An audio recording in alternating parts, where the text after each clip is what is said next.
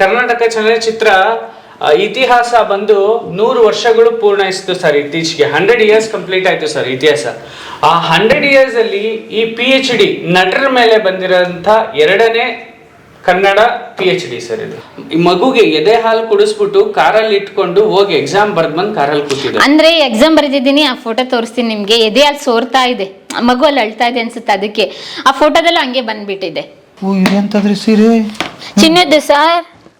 ವಾ ಅಲ್ಲ ಮತ್ತೆ 25,000 ರೇಷ್ಮೆ ಸ್ಯಾರಿ ಅಂತ ಹೇಳ್ಬಿಟ್ಟು ಗೋಲ್ಡ್ ಜರಿ ಇರೋದು ಅಂತ ಹೇಳಿ ಗಿಫ್ಟ್ ಮಾಡಿದ್ರು ಸರ್. ಯೂಟ್ಯೂಬರ್ ಆದವನಿಗೆ ಸೊಸೈಟಿಗೆ ಒಳ್ಳೆ ಮೆಸೇಜ್ ಕೊಡೋದು ಗೊತ್ತಿರಬೇಕು, ಅದೇ ಸೊಸೈಟಿಯಲ್ಲಿ ಬಿಸ್ನೆಸ್ ಮಾಡೋದು ಗೊತ್ತಿರಬೇಕು. ಆಗಷ್ಟೇ ಒಬ್ಬ ಸಕ್ಸಸ್ಫುಲ್ ಯೂಟ್ಯೂಬರ್ ಆಗ್ತಾನೆ ಅನ್ನೋದನ್ನ ನಾನು ಪ್ರಾಕ್ಟಿಕಲಿ ರಿಯಲೈಸ್ ಮಾಡ್ಕೊಂಡೆ ಸರ್. ಅವಾಗ ಬರ್ರಿ ಬೀಗ್ರ ಊಟ ಮಾಡೋಣ. ಬಾಳ್ ಮಂದಾಗ್ಲಿ ತಗೋರಿ. ನಿಮ್ ಬಾಯ ಅರಿಕೆಯಿಂದ ಹಂಗ ಆಗ್ಲೇವಾ? ಮತ್ತೆ ಇನ್ನೊಂದು ವಿಶೇಷತೆ ಅಂದ್ರೆ ನಮ್ಮ ಮನೇಲಿ ನೀವು ಅಬ್ಸರ್ವ್ ಮಾಡ್ಬೋದು, ಎಲ್ಲೂ ಕೂಡ ಫ್ಯಾನ್ ಫಿಕ್ಸ್ ಮಾಡಿಲ್ಲ ನಾವು. ಅಂದ್ರೆ ನಾನು ಹೇಳಿದ್ನಲ್ಲ, ನನ್ಗೆ ಯಾವಾಗ್ಲೂ ನ್ಯಾಚುರಲ್ ಆಗಿರಕ್ಕೆ ಇಷ್ಟ ಅಂತ ಹೇಳಿ. ಅಂದ್ರೆ ಬೆಂಗಳೂರಲ್ಲೂ ಕೂಡ ಈ ತರ ಇದೀವಿ. ಅಂದ್ರೆ ಇಲ್ಲಿ ತುಂಬಾ ವೆದರ್ ಕೂಲ್ ಆಗಿರುತ್ತೆ ಸರ್, ಯಾವಾಗ್ಲೂ ಹಿಂಗೆ ಇರುತ್ತೆ, ಸೆಕೆ ಆತರ ತುಂಬಾ ಆಗಲ್ಲ. ಅಂಡರ್ 120 ಮ್ಯಾಕ್ಸಿಮಮ್ ಹೀಟ್ ಆದ್ರೆ 122-23 ಅಷ್ಟೇ. 18 to 20. ನಾವು ರಾಜಾಜಿನಗರ ಮನೇಲಿ ಇದ್ವಲ್ಲ, ಅಲ್ಲೂ ಕೂಡ ಇದೇ ತರ ಅಲ್ಲೂ ಇದೇ ಸೇಮ್ ಟೆಂಪರೇಚರ್ ಇದ್ವಿ ಸರ್. 18 to 22 ಅಂದ್ರೆ ಸುತ್ತ ಹೊಂಗೆ ಮರಗಳ ಮಧ್ಯ ಮನೆ ಇತ್ತದು, ಸುತ್ತ ಹೊಂಗೆ ಮರಗಳು, ಥಂಡಿ ಹೊಡಿತಿತ್ತು. ಇದು ಒಂಚೂರು ಪರವಾಗಿಲ್ಲ, ಯಾಕಂದ್ರೆ ಡಿಸ್ಟೆನ್ಸ್ ಅಲ್ಲಿ ಇದೆ ಮರಗಳು. ಆಮೇಲೆ ಇನ್ನೊಂದೇನಂದ್ರೆ ನೀವು ನೋಡ್ಬೋದು, ಎಲ್ಲಾರ ಮನೆಗೂ ಹೋದ್ರೆ ಜಗಮಗ ಜಗಮಗ ಜಗಮಗ ಅಂತ ಇರ್ತದೆ. ಅಂದ್ರೆ full of complete decoration, interiors, luxury of living, standard of living. So ನಾನು ಅದೇ ಹೇಳಿದೆ ಸರ್, ನಾನು ಇರೋದು ಲಕ್ಸುರಿ ಅಪಾರ್ಟ್ಮೆಂಟ್ ಅಲ್ಲಿ, ಆದ್ರೆ ನನ್ನ ಜೀವನ ಲಕ್ಸುರಿ ಆಗಿರ್ಬೇಕು ಅಂತ ನಾನು ಇಷ್ಟಪಡಲ್ಲ ಸರ್. ನನ್ನ ಜೀವನ ಸಿಂಪ್ಲಿಸಿಟಿ ಆಗಿರ್ಬೇಕು. ಹೇಳಿದ್ರಲ್ಲ ನನ್ನ ವೈಫ್, ಆಚ ಕಡೆಯಿಂದ ನೋಡಕ್ ಅಷ್ಟೇ ನಾವು ಬಹಳ ಲಕ್ಸುರಿಯಾಗಿ ಕಾಣಿಸ್ತೀವಿ, ಒಳಗೆ ಏನಿಲ್ಲ, ಖಾಲಿ ಪಲಾವ್. ನಾವು ಹಂಗೆ ಸರ್. ಮತ್ತೆ ಇಲ್ಲಿ ಕೆಲವೊಂದು ಬುಕ್ಗಳು ಇಟ್ಟಿದ್ದೀನಿ ಸರ್. ಪುಸ್ತಕನೇ ನಮ್ಮ ಮನೇಲಿ ಇರೋದು ಮೇನ್ ಅಂತ ಹೇಳಿದ್ರೆ, ಎಲ್ಲಾ ಕಡೆ ಹೋದ್ರು ಪುಸ್ತಕನೇ. ಇವಾಗಷ್ಟೇ ರೀಸೆಂಟ್ ಆಗಿ ನಂಗೆ ಡಾಕ್ಟರೇಟ್ ಆಯ್ತಲ್ಲ, ಅದೊಂದು ಇಲ್ಲಿ ಡಾಕ್ಟರ್ ನಂದಿನಿ ಸರ್. ಇವಾಗ ನಾನು ಅವಾಗ PUC ಓದ್ಬೇಕಾರೆ ಅಕೌಂಟ್ ಸರ್ ಇದ್ರು, ಅವ್ರು ಯಾವಾಗ್ಲೂ ಹೇಳ್ತಾ ಇದ್ರು, ಡಾಕ್ಟರ್ ನಂದಿನಿ ಅವರೇ ಬನ್ರಿ, ಡಾಕ್ಟರ್ ನಂದಿನಿ ಅವರೇ ಹೋಗ್ರಿ ಅಂತ ಹೇಳ್ಬಿಟ್ಟು. ಅಲ್ರಿ, ಇವಳಿಗೆ ಒಂದ್ ಆಸೆ ಇತ್ತಂತ, ಈ ವಿಷ್ಣುವರ್ಧನ್ ಪಿಕ್ಚರ್ ಅಲ್ಲಿ ಡಾಕ್ಟರ್ ನಂದಿನಿ ಅವರೇ ಅಂತ ಪ್ರಪೋಸ್ ಮಾಡ್ತಲ್ಲ ಆತರ. ಸೊ ಅದಕ್ಕೆ ಇವಳು ಡಾಕ್ಟರೇಟ್ ಮಾಡ್ತೀನಿ ಅಂತ ಅಂದ್ಲು. ಆಕ್ಚುಲಿ ಒಂದ್ 7 years ಕತೆ ಇದು. ಇವಳು ನಾನು ಫಸ್ಟ್ ಟೈಮ್ ಮೀಟ್ ಮಾಡಿದಾಗ ಇವಳು ಎಂಟ್ರೆನ್ಸ್ ಬರೆಯಕ್ ಹೋಗಿದ್ಲು. ನಾನು ಆಗ್ಲೇ ಹೇಳ್ದೆ ಎಂಟ್ರೆನ್ಸ್ ಎಲ್ಲ ಏನ್ ಬರಿಬೇಡ ಬಿಡು ಅಂದ. ಆಮೇಲೆ ನೆಟ್ ಸ್ಲೆಟ್ KSET ಏನೇನೋ ಬರೆಯಕ್ ಹೋಗಿದ್ಲು, ಅದನ್ನು ಬೇಡ ಅಂತ ಬಿಡಿಸ್ಬಿಟ್ಟಿದ್ದೆ.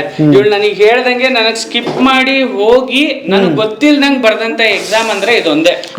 ಸ್ಟಾರ್ಟಿಂಗ್ ಭೇಟಿ, ಬಟ್ ಇವ್ರನ್ನೇನ್ ಕೇಳಲೇಬೇಕಂತ. ನಿಮಗೆ ಲವರ್ಸ್ ಫೈಟ್, ಅಲ್ಲಿಗೆ ಹೋಗ್ಬೇಡ, ಅಲ್ಲಿಗೆ ಯಾಕೆ ಹೋಗ್ತೀಯಾ, ಇಲ್ಲಿಗೆ ಯಾಕೆ ಹೋಗ್ತೀಯಾ, ಅದಕ್ಕೆ ನಾನೇನ್ ಇವ್ರ ಮಾತು ಕೇಳ್ತಾ ಇರ್ಲಿಲ್ಲ. ಕತೆ ಆಮೇಲೆ ಕೇಳ್ತೀನಿ. ಮೊದಲನೇದು ಇದು ಅಲ್ಲೇ ಶುರು ಆಗುತ್ತೆ. ಯಾರ PhD ಕತೆ. Congratulations. Thank you sir, thank you so much. ನಾನು ಎಲ್ಲಿಂದ ತಂದೆ ನಿಮ್ಮನೆ ನಿಮ್ಗೆ ಕೊಡ್ತಾ ಇದ್ದೀನಿ.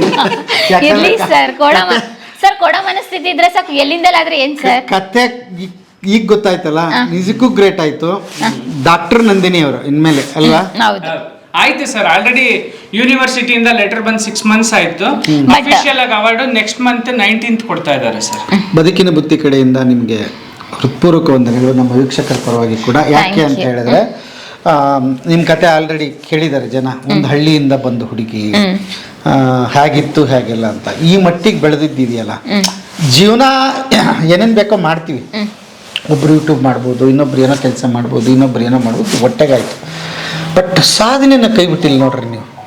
ನಿಮ್ಮ ಬರವಣಿಗೆ ಕೈ ಬಿಟ್ಟಿಲ್ಲ, ಇನ್ನೂ ಅದ್ರ ಮೇಲೆ ಆಸಕ್ತಿ ಇದೆ ಅಲ್ವಾ? ನನಗೆ ಖುಷಿ ಆಗ್ತಿರೋದು ಅದು. ಅಂದರೆ ಕಳೆದು ಹೋಗಿಲ್ಲ ನೀವು ಎಲ್ಲಿ ಅಂತ. ಕೆಲವೊಂದು ಸಲ ಒಂದು ಟಾರ್ಗೆಟ್ ರೀಚ್ ಆದ ತಕ್ಷಣ ಆಯಿತು ಸಾಕಿನ ಅಂತ ಅನಿಸುತ್ತೆ. ಎಲ್ಲ ಒಂದು ನಿಮಗೆ ಯೂಟ್ಯೂಬ್ ಬೇಕಾದಷ್ಟು ಕೊಟ್ಟಿತ್ತು, ಇತ್ತಿತ್ತಲಾಗಿ ಆರಾಮಾಗಿರ್ಬೋದಾಯ್ತು. ಬಟ್ ಆದರೂ ಲಿಟ್ರೇಚರ್ ನೀವು ಬಿಟ್ಟಿಲ್ಲ, ಅದು ನಿಮ್ಮನ್ನು ಕಾಪಾಡಿದೆ.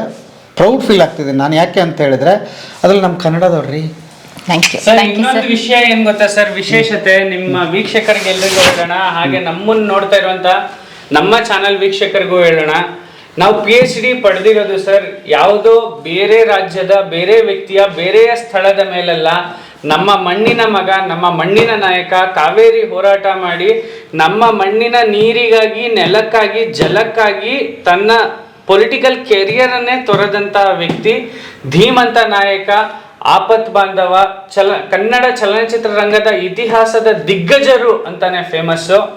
ನಮ್ಮ ರೆಬಲ್ ಸ್ಟಾರ್ ಡಾಕ್ಟರ್ ಅಂಬರೀಷ್ ಅವ್ರ ಬಗ್ಗೆ ಬಂದಂತ ಕರ್ನಾಟಕ ಚಲನಚಿತ್ರ ಇತಿಹಾಸ ರಂಗದಲ್ಲೇ ಕರ್ನಾಟಕ ಚಲನಚಿತ್ರ ಇತಿಹಾಸ ಬಂದು 100 ವರ್ಷಗಳು ಪೂರ್ಣಯಿಸಿತು ಸರ್. ಇತ್ತೀಚೆಗೆ 100 years ಕಂಪ್ಲೀಟ್ ಆಯ್ತು ಸರ್ ಇತಿಹಾಸ. ಆ 100 years ಅಲ್ಲಿ ಈ PhD ನಟರ ಮೇಲೆ ಬಂದಿರೋಂಥ 2ನೇ ಕನ್ನಡ PhD ಸರ್ ಇದು. ಮತ್ತೆ ಇನ್ನೊಂದು ವಿಶೇಷ ಅಂತ ಹೇಳಿದ್ರೆ ಡಾಕ್ಟರ್ ರಾಜ್ಕುಮಾರ್ ಬಂದಿದೆ ಸರ್. ಮೊದಲನೇ ಥೀಸಿಸ್ ನಮ್ಮ ಯೂನಿವರ್ಸಿಟಿ ಆಫ್ ಮೈಸೂರಲ್ಲಿ ಅಲ್ವಾ ಆಗಿರೋದು ಡಾಕ್ಟರ್ ರಾಜ್ಕುಮಾರ್ ಬಗ್ಗೆ. 2ನೇ ಥೀಸಿಸ್ ಆಗಿರೋದು ಅಂಬರೀಷ್ ಅವ್ರ ಬಗ್ಗೆ. ಏನು ಗೊತ್ತಾ, ನಾನು ಅಂಬರೀಷ್ ಅವ್ರು ಸೆಲೆಕ್ಟ್ ಮಾಡ್ಕೊಂಡೆ. ಅಂಬರೀಷ್ ಅವರೆಲ್ಲ ನನ್ ಚೋಟು ಅಂತ ಕರೆಯೋರು. ಅಂದ್ರೆ ಯಾಕೆಂತ ಹೇಳಿದ್ರೆ ನಮ್ಮ ಕಳಿಸ್ತೀವಿ ನಿಮ್ ವೀಕ್ಷಕರಿಗೆ ತೋರಿಸಿ. ಅಂಬರೀಷ್ ಅವ್ರು ಬದುಕಿದ್ದಾಗೆ ನಾವ್ ಈ ಟಾಪಿಕ್ ಮಾಡಿದ್ದು. ಅಂಬರೀಷ್ ಅವ್ರು ಸತ್ತಾಗಲ್ಲ, ಅಂದ್ರೆ ಸತ್ತಾದ್ಮೇಲೆ ಪಬ್ಲಿಸಿಟಿಗೋಸ್ಕರ ಮಾಡಿದ್ದ ಥೀಸಿಸ್ ಅಲ್ಲ ಇದು. ಬದುಕಿದ್ದಾಗ ಅವ್ರಿಗೆ ತಿಳಿಸಿ ಅವ್ರ ಹತ್ರ ಮಾಹಿತಿ ತಗೊಂಡಂತದ್ದು ಇದೆ. ನೇರವಾಗಿ ಸಂದರ್ಶನ ಮಾಡಿರುವಂತಹ ತುಣುಕುಗಳಿವೆ ಇದ್ರಲ್ಲಿ. ಆಕ್ಚುಲಿ ಅವರು ವಿಜಯ ಕರ್ನಾಟಕದಲ್ಲಿ ಇದ್ದಿದ್ದ ಅವಾಗ ಇದು ಕನ್ನಡ ಚಲನಚಿತ್ರ ಕಲಾವಿದರ ಸಂಘ ಕಟ್ತಾ ಇದ್ರು, ಡೈಲಿ ಬರೋರು. ಹಾಗಾಗಿ ನಾನು ಡೈಲಿ ಹೋಗ್ತಾ ಇದ್ದೆ. ಚೊಟ್ಟು ಬಾ ಅಂತ ಹೇಳೋರು. ಯಾವಾಗ್ಲೂ ಫೋಟೋ ತೆಗೆಸ್ಕೊಳಲ್ವಾ ಅಂತ.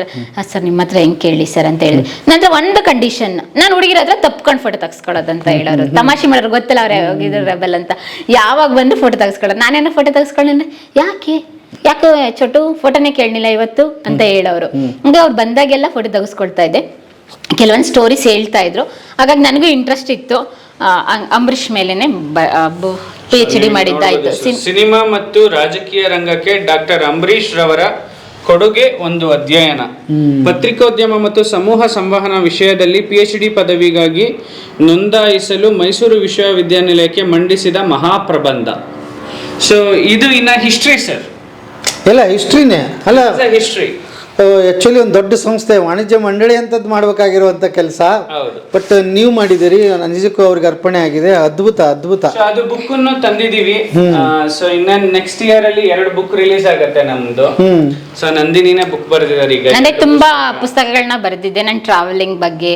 ಎಲ್ಲಾರ ಹೋದ್ರೆ ಫ್ರೀ ಟೈಮ್ ಅಲ್ಲೆಲ್ಲ ಏನ್ ಮಾಡ್ತೀವಿ ಅಂತ ಕರ್ನಾಟಕ ಇದು ಜರ್ನಿಗಳ ಬಗ್ಗೆ ಬರೆದಿದ್ವಿ. ಸೊ ಅದನ್ನು ನಮಗೆ ಮುದ್ರಣ ಮಾಡೋದಕ್ಕೆ ಟೈಮ್ ಸಿಕ್ಕಿರ್ಲಿಲ್ಲ. ಆಮೇಲೆ ಮುದ್ರಣ ಅಂತ ಅಂದಿದ ತಕ್ಷಣ ಎಲ್ಲರೂ ಹೇಳ್ತಾರೆ ನಮ್ಮಲ್ಲಿ ಮಾಡಿಸಿ. ಈಗ ಅದನ್ನು ಕೆಲವೊಂದು ಟರ್ಮ್ಸ್ ಅಂಡ್ ಕಂಡೀಷನ್ಸ್ ಬಂದ್ಬಿಟ್ಟಿದೆ ಸರ್. ಆ ತರಗೆ ಬೆಲೆ ಇರಲ್ಲ, ಹಂಗಾಗೋಗ್ಬಿಟ್ಟಿದೆ. ಅದಕ್ಕೆ ನಾನ್ ಫೀಲ್ ಮಾಡಿದ್ದೇನು ಅಂದ್ರೆ, ಬೇಡ ಬಿಡಿ, ನನಗೆ ಕೆಪಾಸಿಟಿ ಇದೆ, I can do my own. So ನಾನೇ ಪ್ರಿಂಟ್ ಮಾಡ್ಸೋಣ ಅಂತ ನಾನೇ 2 ಬುಕ್ಕಿಗೆ ನಾನೇ ಸ್ಪಾನ್ಸರ್ ಮಾಡಿದ್ದೀನಿ. ಹೋಗಮ್ಮ ಪ್ರಿಂಟ್ ಮಾಡಿ. ಈಗ ಹಂಗಾರೆ ನಮ್ಗೆ ಜನಕ್ಕೆ ಸಿಗುತ್ತೆ ಸರ್. 6 months ಅಲ್ಲಿ ಇದು ಬುಕ್ ರಿಲೀಸ್ ಆಗುತ್ತೆ ಸರ್. ರಿಲೀಸ್ ಆದ್ಮೇಲೆ ನಿಮಗೆ ಪಬ್ಲಿಕ್ ಅಲ್ಲಿ ಅವೈಲೇಬಲ್ ಇದೆ. ಇದು ಯೂನಿವರ್ಸಿಟಿ ಲೈಬ್ರರಿಯಲ್ಲಿ ಇವಾಗ್ಲೂ ಇದೆ. ಮೈಸೂರು ಯೂನಿವರ್ಸಿಟಿ ಎಲ್ಲ ಯೂನಿವರ್ಸಿಟಿಲೂ ಇದೆ. ಯೂನಿವರ್ಸಿಟಿ ಆಫ್ ಮೈಸೂರಲ್ಲಿ ಮಾತ್ರ ಅಲ್ಲ, ಪ್ರತಿ ಕರ್ನಾಟಕದ ಯೂನಿವರ್ಸಿಟಿಯಲ್ಲೂ ಕೂಡ ಈ ಒಂದು ಮಹಾಪ್ರಬಂಧ ಅವೈಲೇಬಲ್ ಇದೆ. ಅವರು ಓದಬಹುದು. ಒಂದು PhD ಹೆಂಗ್ ಕೊಡ್ತಾರೆ ಗೊತ್ತಾ ಸರ್? ನಾವ್ ಅನ್ಕೋತೀವಿ PhD ಕೊಡ್ಬೇಕಂದ್ರೆ ಒಂದು ಯೂನಿವರ್ಸಿಟಿಗೆ ಮಾತ್ರ ಸೀಮಿತ ಅಂತ. ಸರ್, ಇಡೀ ಭಾರತದ ಯಾವುದೇ 5 ವಿಶ್ವವಿದ್ಯಾನಿಲಯಗಳು ಆಯ್ಕೆ ಮಾಡಿ ನಾವು ಬರೆದಂತ ಮಹಾಪ್ರಬಂಧವನ್ನ ಒಪ್ಕೊಳ್ಬೇಕು ಸರ್. ಆಗ ಮಾತ್ರ PhD ಸಿಗೋದು. ಎಷ್ಟೋ ಜನ ಗೊತ್ತಿಲ್ಲ ಸರ್. 5 ವರ್ಷ ರಿಸರ್ಚ್ ಮಾಡಿದ್ಮೇಲೆ ವ್ಯಾಲ್ಯೂಯೇಷನ್ ಹೋಗುತ್ತೆ. ಅಲ್ಲಿ ಮೇನ್ ಅಂತ ಹೇಳ್ತೀವಿ ಸರ್ ನಾವು ಅದನ್ನ. ಆ 5 ಯೂನಿವರ್ಸಿಟಿ ಒಪ್ಕೋಬೇಕು ಸರ್. ಅದನ್ನ ಒಂದು ಯೂನಿವರ್ಸಿಟಿ ಅಲ್ಲ ಸರ್. ಹಂಗ ಒಪ್ಕೊಂಡಿದ್ದು ಯೂನಿವರ್ಸಿಟಿ ಥೀಸಿಸ್ ಸರ್ ಇದು. ಇದು ಯಾವ್ದೋ ನಾವು ನಮ್ಮ ಸ್ವಂತಕ್ಕೆ ನಮ್ಮಿಷ್ಟಕ್ಕೆ ನಮಗ್ ಬೇಕಾಗಿದ್ದನ್ನ, ನಾವು ಕೇಳ್ಪಟ್ಟಿದ್ದನ್ನ, ಊಹಾಪೋಹಗಳನ್ನ, ಯಾರಿಂದಲೂ ತಿಳಿಯಪಟ್ಟಿದ್ದನ್ನ ಬರ್ದಿದ್ದಲ್ಲ ಸರ್ ಇದು.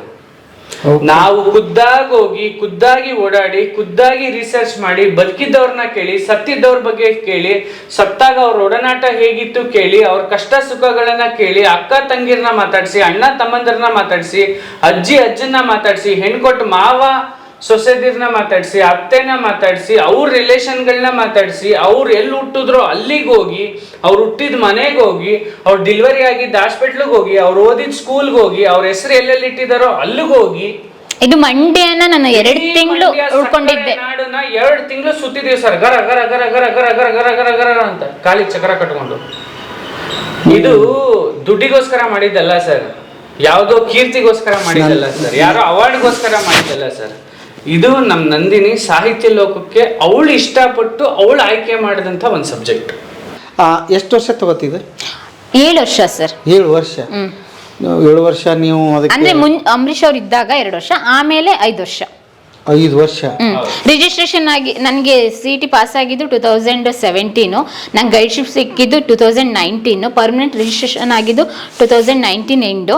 ಅಲ್ಲಿಂದ ಇವಾಗ ಸಬ್ಮಿಷನ್ ಆಗಿದೆ ಸರ್ 2025ಕ್ಕೆ ಸಬ್ಮಿಷನ್ ಆಗಿದೆ. 5 ವರ್ಷ ಫೀಸು, ಓಡಾಟ. ನಾನು ಅವಾಗ ಫಸ್ಟ್ ಪ್ರೆಗ್ನೆನ್ಸಿ ಇದ್ದೆ.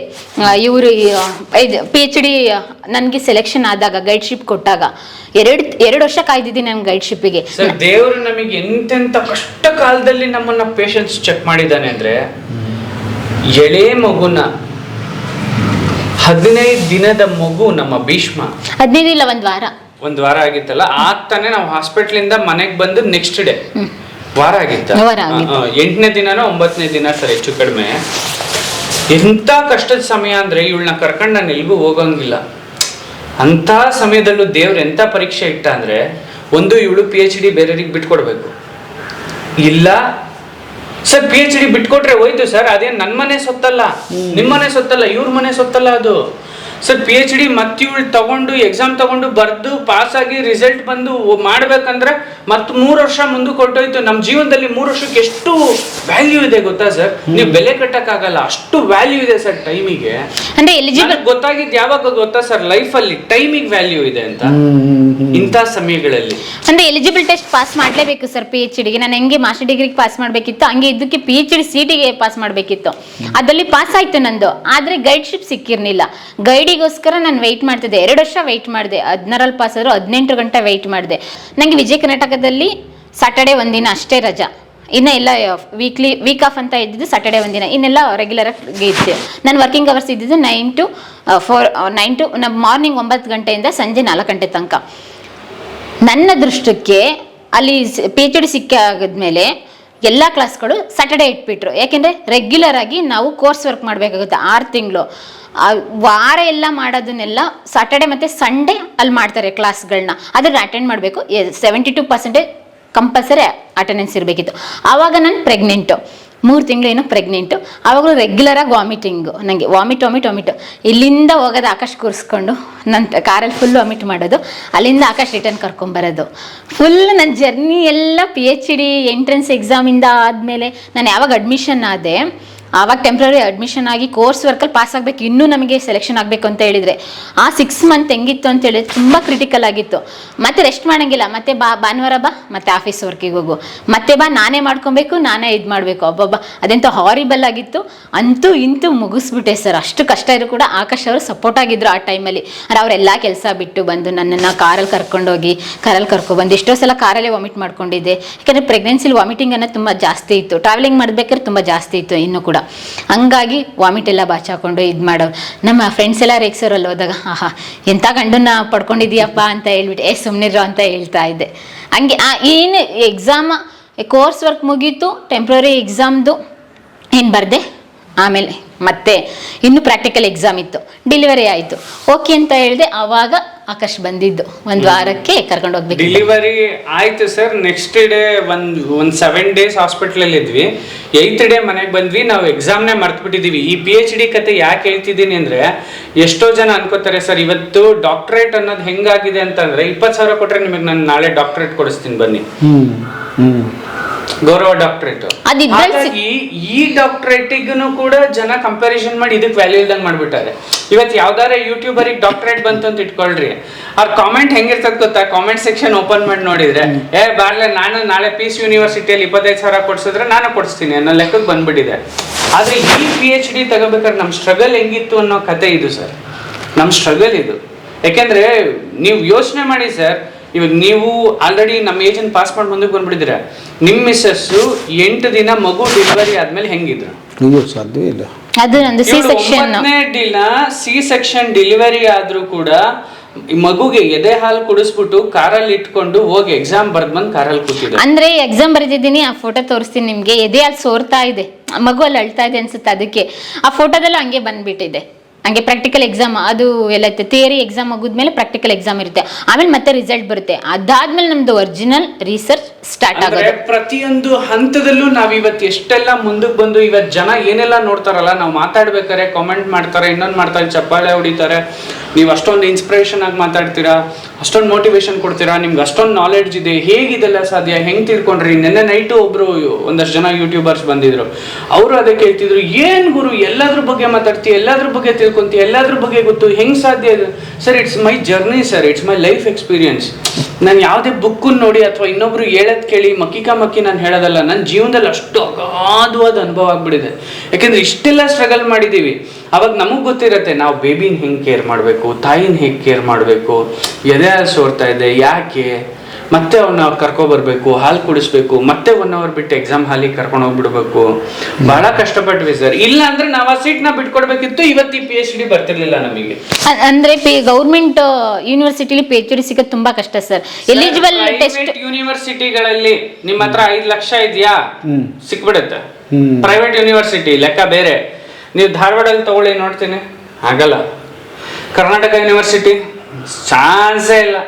ನೀವು ಇದು ಮೈಸೂರು ಯೂನಿವರ್ಸಿಟಿ ಮರ್ತ್ಕೋಬಿಡಿ. ಬೆಂಗಳೂರು ಯೂನಿವರ್ಸಿಟಿ ಇಮ್ಯಾಜಿನೇಷನ್ಗೆ ಹೋಗ್ಬೇಡಿ, ನೀವು ಸಿಗೋದಕ್ಕೆ. ಅಂದ್ರೆ ಎಲಿಜಿಬಲ್ ಟೆಸ್ಟೇ ತುಂಬಾ ಕಷ್ಟ ಇರುತ್ತೆ ಸರ್. ಅದ್ರಲ್ಲಿ ಪಾಸ್ ಆಗಿ ಗೈಡ್ಶಿಪ್ಗೆ ವೆಯ್ಟ್ ಮಾಡಿ ಒಂದು ಪರ್ಮನೆಂಟ್ ರಿಜಿಸ್ಟ್ರೇಷನ್ ಆಗೋದಕ್ಕೆ. PhD ಮಾಡ್ಬೇಕಾದ್ರೆ 3 ಹಂತಗಳಲ್ಲಿ 3 ಸ್ಟೇಜಸ್ ಅಲ್ಲಿ ನಿಮಗೆ ಚಾಲೆಂಜಸ್ ಬರುತ್ತೆ.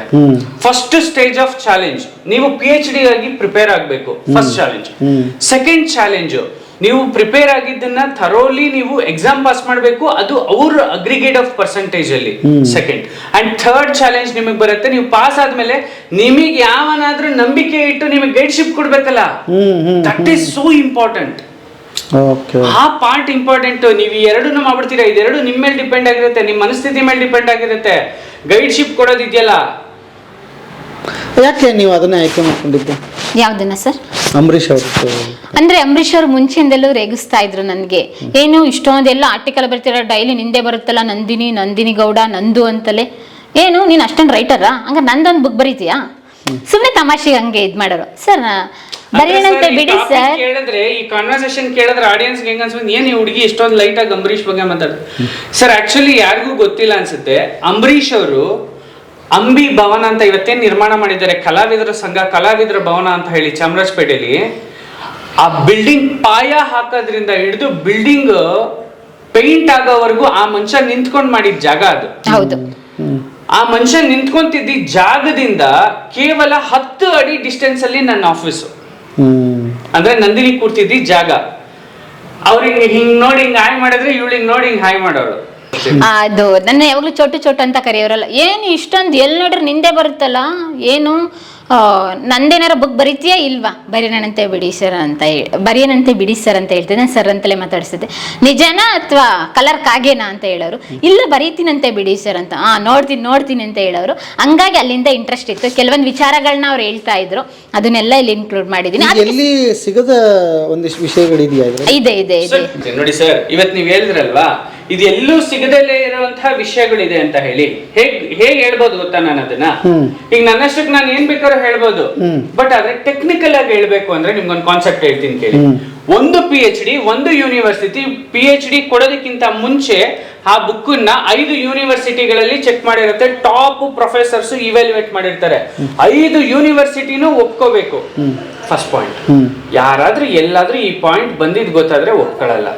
ಇದು ಕಾಪಿ ಕಟ್ ಅಂತಾರೆ, ಹೌದಾ? ಸೆಕೆಂಡ್ ವೆರಿಫಿಕೇಶನ್ ಏನಪ್ಪಾ ಅಂತ ಅಂದ್ರೆ, ಯೂನಿವರ್ಸಿಟಿಯಲ್ಲಿ ಒಂದು ವೆಬ್ಸೈಟ್ ಇದೆ. ಆ ವೆಬ್ಸೈಟ್ ಒಳಗಡೆ ನಮ್ಮ PDF ಫೈಲ್ ನ ಹಾಕಿದ್ರೆ 5% ಒಳಗಡೆ ಬರಬೇಕು. ಏನು? Wordings and letters and faces comparisons ಅಂತ ನಾವೇನ್ ಕರಿತೀವಿ, ಪದಗಳ ಜೋಡಣೆ ಮತ್ತೆ ಪದಗಳ ಸ್ಪಷ್ಟತೆ ಮತ್ತು ವಾಕ್ಯ. ನಾವು ಹೇಳಿರುವಂತ ವ್ಯಾಖ್ಯಾನಗಳು ಬೇರೆ ಇಡೀ ಭಾರತದಲ್ಲಿ ಯಾವುದೇ ಒಂದು PhD ಪದವಿಗೆ 5%ಗಿಂತ ಮ್ಯಾಚಿಂಗ್ ಕಡಿಮೆ ಬರಬೇಕು. PhD ನ ಥೀಸಿಸ್ ಸಬ್ಮಿಷನ್ ಮಾಡೋದಕ್ಕಿಂತ ಮುಂಚೆ ಇಷ್ಟೆಲ್ಲ ಎಕ್ಸಾಮ್ ಆಗಿ ಎಲ್ಲ ಆಗಿ ಪ್ರೋಸೆಸ್ ಎಲ್ಲ ಆದಮೇಲೆ ವೈವಾ ಇರುತ್ತೆ. ವೈವಾಕ್ಕೂ ಇದಕ್ಕೂ ಗ್ಯಾಪ್ ಇರುತ್ತೆ. ಅದು 5 ವರ್ಷ ಅಷ್ಟು ಪ್ರೋಸೆಸ್ ಆದಮೇಲೆ ಅದನ್ನು ನಾವು ಒಂದು ಪೆನ್ ಡ್ರೈವ್ಗೆ ಹಾಕ್ಕೊಂಡು ಕೊಡಬೇಕು, ಒಂದು CD ಗೆ ಹಾಕ್ಕೊಂಡು.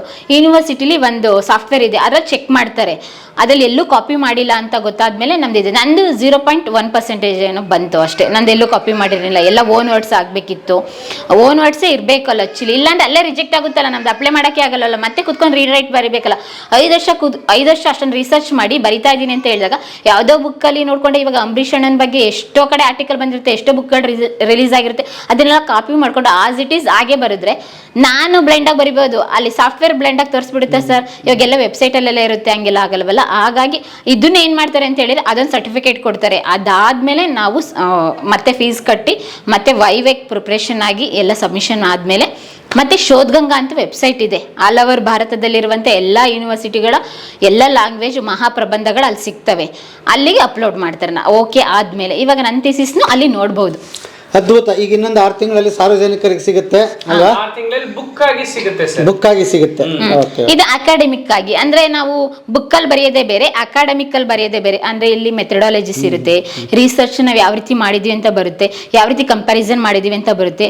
ಅಂಬರೀಷ್ ಪರ್ಸನಾಲಿಟೀಸ್ ಬೇರೆ ತರ ಇರುತ್ತೆ, ಜನಗಳು ಏನ್ ಹೇಳಿದ್ರು, ಅಭಿಮಾನಿಗಳು ಏನ್ ಹೇಳಿದ್ರು, ಅಥೆಂಟಿಕ್ ಆಗಿ ಫ್ಯಾಮಿಲಿ ಅವ್ರು ಏನ್ ಹೇಳಿದ್ರು ಅಂತ ಅದೆಲ್ಲ ಇರುತ್ತೆ. ಮೆಸೇಜ್ ಏನ್ ಕೊಡ್ತು ಸಮಾಜಕ್ಕೆ, ಇವೆಲ್ಲದು ಇನ್ಕ್ಲೂಡ್ ಆಗಿರುತ್ತೆ. ಅದ್ಭುತ. ಓದ್ಲಿ, ಬಹಳ ಚೆನ್ನಾಗಿರುತ್ತೆ. ಬನ್ನಿ ಸರ್, ನಮ್ಮ ಮನೆ ತೋರಿಸ್ತೀನಿ. ನಮ್ಮ ಮನೆ 2 ವಾಶ್ರೂಮ್ ಇದೆ, ಒಂದು ಕಾಮನ್ ನಾರ್ಮಲ್ ವಾಶ್ರೂಮ್ ಮತ್ತೆ ಇನ್ನೊಂದು ಅಟ್ಯಾಚ್ ವಾಶ್ರೂಮ್. ಇದು ನನ್ನ ಮಗನ ರೂಮ್ ಅಂತ ಸದ್ಯಕ್ಕೆ ಮಾಡಿದೀನಿ.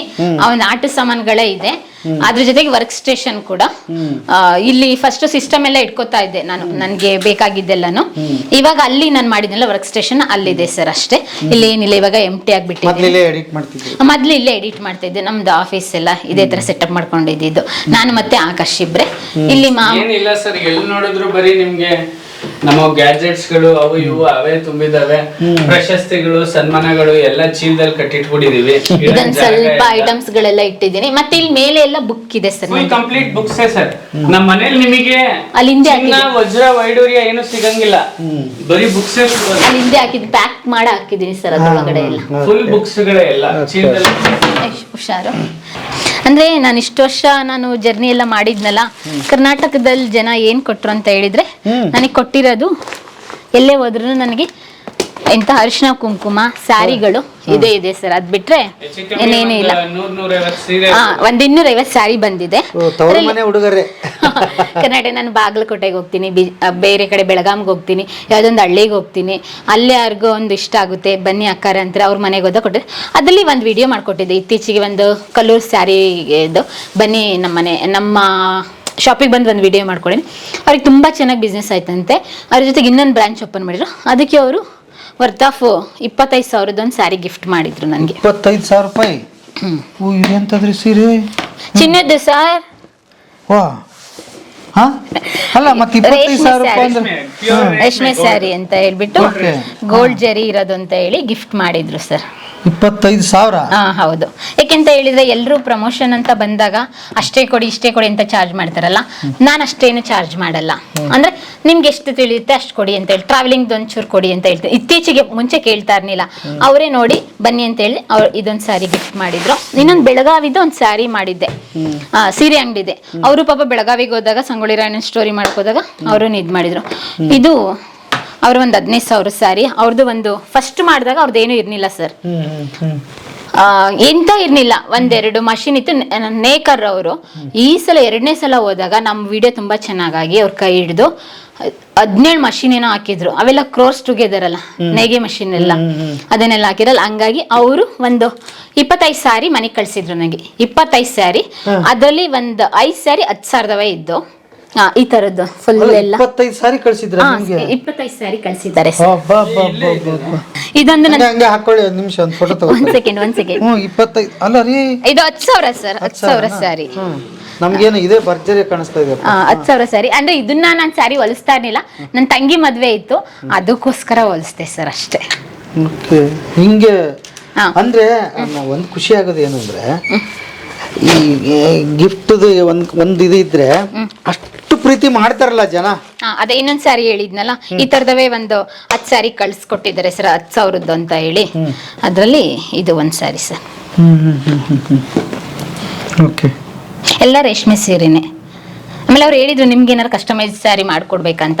ಬೇಡ ಅಂತ ಹೇಳಿದೆ. ಅವ್ರ ಹತ್ರ ನಾನೇನು ದುಡ್ಡು ತಗೊಳ್ಳಿಲ್ಲ ಅಂತ ಹೇಳಿ 25 ಸ್ಯಾರಿ ಅವರಿಗೆ ಕಮರ್ಷಿಯಲ್ ಚಾರ್ಜ್ ಮಾಡಿರ್ಲಿಲ್ಲ ಸರ್. ಇದು ಕೊಡಕ್ ರೀಸನ್ ಏನಂದ್ರೆ, ಈಗ ಬಹಳ ಜನ ಯೂಟ್ಯೂಬರ್ಸ್ ನಿಮಗೂ ಗೊತ್ತು ಕಮರ್ಷಿಯಲ್ ಚಾರ್ಜ್ ಮಾಡ್ತಾರೆ, ಈಗ ನಾವು ಚಾರ್ಜ್ ಮಾಡ್ತೀವಿ. ಅಂದ್ರೆ ನಾವ್ ಹೇಳ್ತಿರೋದು ಆ ಟೈಮಲ್ಲಿ ನಾವ್ ಯಾರಿಗೂ ದುಡ್ಡು ಇಸ್ಕೊಳ್ತಿರ್ಲಿಲ್ಲ, ಫ್ರೀ ಆಗಿ ಮಾಡ್ತಿದ್ವಿ ಸರ್. ಅಂದ್ರೆ ನಾವು ಬಹಳ ಜನ ನಮ್ಮ ಹೆಸರು ಇವತ್ತು ಹೇಳ್ತಾರೆ, ಅಂದ್ರೆ ಮುಂದೆ ನಂದಿನಿ ಹೇಳ್ತಾಳೆ, ನಾವು ಬಹಳ ಜನರಿಗೆ ಹೆಲ್ಪ್ ಮಾಡಿದೀವಿ ಸರ್. ಹೆಂಗ್ ಹೆಲ್ಪ್ ಮಾಡಿದೀವಿ ಅಂದ್ರೆ, ನಾವು ಕಷ್ಟ ಬಂದು ನಾನು ಹಾಸ್ಪಿಟ್ಲಲ್ಲಿ ಮಲಗಿದಾಗ ನನಗೆ ತಕ್ಷಣಕ್ಕೆ 3 ಲಕ್ಷ ಬೇಕಿತ್ತು ಸರ್. ಯಾರಿಗೋ ಒಬ್ರಿಗೆ ಫೋನ್ ಮಾಡಿದೆ, ಇರೋ ಜಾಗಕ್ಕೆ 3 ಲಕ್ಷ ಕಳಿಸಿದ್ರು. ನಾನು ಯಾರ ಹತ್ರನೂ ಸಾಲ ಮಾಡಲಿಲ್ಲ. ಅಂದ್ರೆ ಒಬ್ಬ ಯೂಟ್ಯೂಬರ್ ಆಗಿ ನಾನು ಅಷ್ಟು ಅವರನ್ನ ಬಿಸ್ನೆಸ್ ನ ಡೆವಲಪ್ಮೆಂಟ್ ಮಾಡಿಕೊಟ್ಟಿದ್ದೆ. ಅಂದ್ರೆ ನನ್ಗೆ ಮುಂಚೆ ಎಲ್ಲ ಯಾವ್ದೊಂದು ವಿಡಿಯೋ ಮಾಡ್ಬೇಕಾದ್ರೆ ತುಂಬಾ ಜನ ವಾಡೆ ಮನೆತನಗಳು, ತುಂಬಾ ದೊಡ್ಡವರು ಲೈಫ್ ಸ್ಟೋರೀಸ್ ಎಲ್ಲ ಮಾಡ್ಬೇಕಾದ್ರೆ ಅಲ್ಲಿಂದ ಬಂದಿದ್ದೀರಾ ನೀವು, ಏನಾದ್ರು ದುಡ್ಡು ತಗೊಳ್ಳಿ ಅಂತ ಹೇಳಿದಾಗ ನನ್ಗಿತ್ತಲ್ಲ ಆದರ್ಶಗಳು, ನಮ್ಮ ಅಪ್ಪನ ಗಾಂಧಿ ತತ್ವ, ಅವ್ರ ಹತ್ರ ಏನಿಸ್ಕೊಳ್ಳೋದು, ನಾನ್ ಜರ್ನಲಿಸಮ್ ಸ್ಟೂಡೆಂಟು, ಎಥಿಕ್ಸ್ ಹಂಗೆ ಹಿಂಗೆ ಇಟ್ಕೊಂಡು ಬೆಳೆದವಳು ನಾನು. ಹಂಗಾಗಿ ಯಾರ ಹತ್ರನೂ ಏನು 1 ರೂಪಾಯಿ ತಗೊಳ್ತಾ ಇರ್ನಿಲ್ವಲ್ಲ. ಬೇಡ ಬಿಡಿ ಪರವಾಗಿಲ್ಲ, ಎಷ್ಟು ವಾಡೆ ಮನೆತನಗಳನ್ನ ದುಡ್ಡು ಕೊಟ್ರು ಪರವಾಗಿಲ್ಲ ಸರ್, ನಿಮ್ ಪ್ರೀತಿ ಇದೆಯಲ್ಲ ಅಷ್ಟೇ ಸಾಕಂತ. ಆ ಪ್ರೀತಿ, ಆ ಮಾತುಗಳು ಎಲ್ಲಿ ನನಗೆ ಹೊಡ್ತವಿತ್ತಂದ್ರೆ ಇವ್ರಿಗೆ ಆಕ್ಸಿಡೆಂಟ್ ಆದಾಗ ನನ್ನ ದುಡ್ಡಿಲ್ಲ, ನಾನು ಮಂಗಳೂರಲ್ಲಿ ಸ್ಟೋರಿ ಮಾಡ್ತಾ ಇದ್ದೀನಿ, ಉಡುಪಿ ಈಶ್ವರ ಮಲ್ಪೇದ ಅದು ಇದಂತ 15 ದಿನದ ದೊಡ್ಡ ಲಿಸ್ಟ್ ಮಾಡ್ಕೊಂಡು ಹೋಗಿದ್ದೀನಿ. ಇವ್ರ ಮನೇಲಿದ್ದಾರೆ, ಕಾರ್ ಅಲ್ಲಿದೆ, ನನ್ನ ಕಾರ್ ಡ್ರೈವಿಂಗು ಬರಲ್ಲ. ಇವ್ರು ಬಂದು ಬಿಟ್ಕೊಟ್ಟು ಹೋಗಿದ್ರು, ಏನೋ ಮೀಟಿಂಗ್ ಇದೆ ಎಮರ್ಜೆನ್ಸಿ ಅಂತ ಇಲ್ಲಿ ಬಂದಾಗ ನನ್ನ ಮಗುನ ಸ್ಕೂಲಿಂದ ಕರ್ಕೊಬರ್ಬೇಕಾದ್ರೆ ಇಲ್ಲಿ ಅಪಾರ್ಟ್ಮೆಂಟ್ ಕೆಳಗಡೆ 2 ಡ್ರಿಂಕ್ ಅಂಡ್ ಡ್ರೈವರ್ ಬಂದು ಅಮೆಝಾನ್ ಡಿಕ್ಕಿ ಹೊಡೆದ. ನನ್ನ ಮಗ ಬೀಳ್ತಾನಲ್ಲ ಅಂತ ಹಿಂಗೆ ಕೈ ಕೊಟ್ರು, ಇವ್ರ ಕೈ ಬ್ರೋಕ್ ಆಯ್ತು, ನನ್ನ ಮಗ ಎದೋಗ್ಬಿಟ್ಟ.